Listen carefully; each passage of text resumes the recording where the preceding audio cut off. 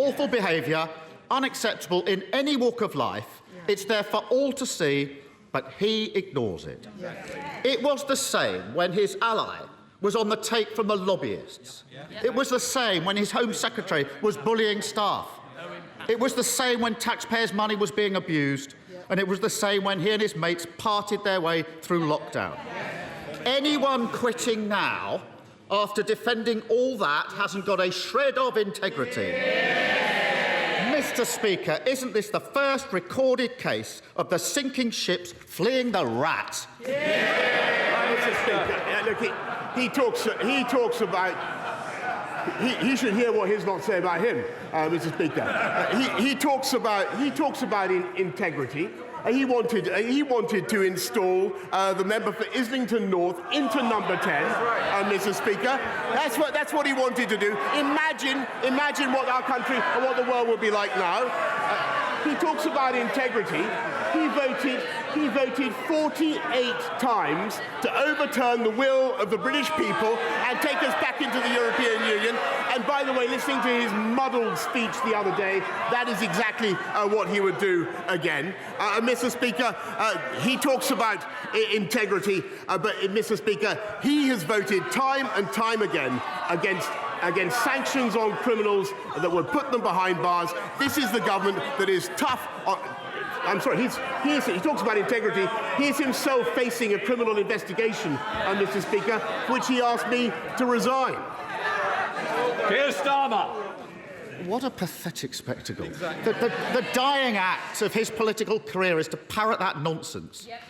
And as for those who are left, only in office because no one else is prepared to debase themselves any longer, the charge of the lightweight brigade. Some self-respect.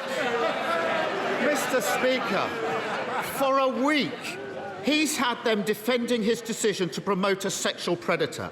Every day, the lines he's forced them to take have been untrue. First, that he was unaware of any allegation.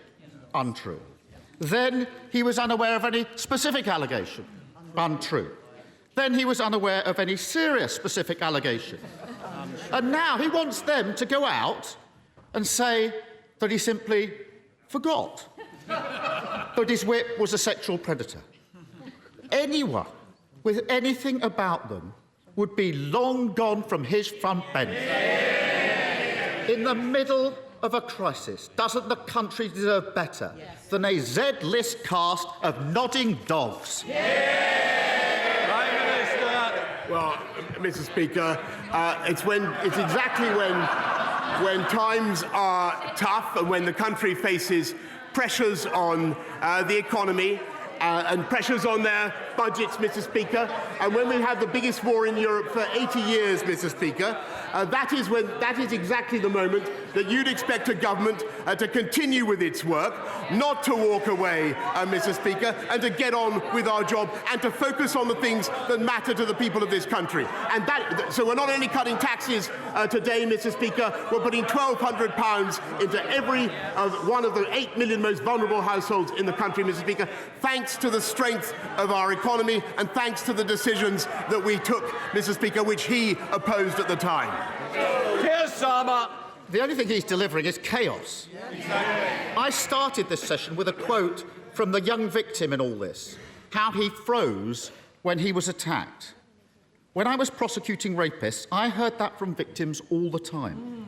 Victims said they froze because it's not about sex, it's about power. And the power the disgraced government minister had was handed to him by that Prime Minister. And he's only in power because he's been propped up for months by a corrupted party defending the indefensible. So it's no longer a case about swapping the person at the top. Isn't it clear? The only way the country can get the fresh start it deserves is by getting rid of the lot of them.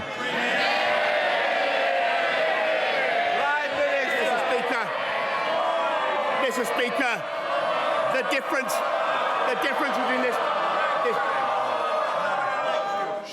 We've got to get through Prime Minister's questions. Prime Minister. Mr. Speaker, the difference between this government and that opposition is we have a plan and they do not. We're getting on. They want to focus on this type of issue, Mr. Speaker. We're going to get on with our jobs. We're going to control prices, Mr. Speaker, by not giving in to the union barons. They're paid by the union barons, and they're proud of it.